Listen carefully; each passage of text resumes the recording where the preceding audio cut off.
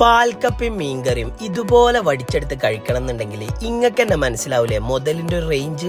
ഈ അടുത്ത കാലത്തൊന്നും ഇജാതി ഒരു പാൽക്കപ്പ കഴിച്ചിട്ടില്ല. വേങ്ങര എംഡൈനിലാണ് കേട്ടോ ഇന്ന് വന്നിട്ടുള്ളത്. സ്റ്റാർട്ടേഴ്സ് ആയിട്ട് ഡ്രാഗൺ ചിക്കൻ തിരക്കടില്ല, ഹോട്ട് ആൻഡ് സ്വീറ്റ് മാംഗോസിന്റെ ഒരു പൊലിവ് എങ്ങനെ ഇപ്പൊ നിങ്ങൾക്ക് പറഞ്ഞുതരാ, അത്രയും പൊളിയായിരുന്നു. പിന്നെ സ്പൈസി ഇൻജക്റ്റഡ് ബ്രോസ്റ്റ്, അത്യാവശ്യം സ്പൈസി ആയിട്ട് കിടിലൻ ഒതന്റിക് ബ്രോസ്റ്റ് ആണ് കേട്ടോ. എന്നാ അതൊന്നും അല്ല കുട്ടികളെ, ഓരോ പാൽക്കപ്പയും മീൻകറിയും, മീൻകറി പാൽക്കപ്പയ്ക്ക് മിക്സ് ചെയ്തിട്ട് ഫിഷിന്റെ ഒരു പീസും ചേർത്ത് കഴിക്കാന് അവന്റെ കുട്ടികളെ ധൈര്യമായിട്ട് അടിച്ചു കയറി വന്നോളി, നമ്മള് ഗ്യാരണ്ടി.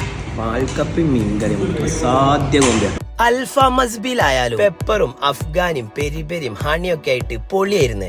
ഹണി ഹൈലി റെക്കമെൻഡഡ് ആണ് കേട്ടോ. ഇതൊക്കെ കഴിഞ്ഞിട്ട് ദമ്മിടൽ പ്രോസസ്സിന് ഓരോ ഗ്രീൻ ആപ്പിൾ മൊയ്ത്തോയുടെയും കുടിച്ച് പരിപാടി പിരിച്ചിട്ട് അപ്പൊ സ്പോട്ട് മറക്കണ്ട, വേങ്ങര ചേറൂർ റോഡിലുള്ള എംഡൈന്. എന്നാ ശരി, ബൈ ഫ്രം മലബാർ ഫുഡി.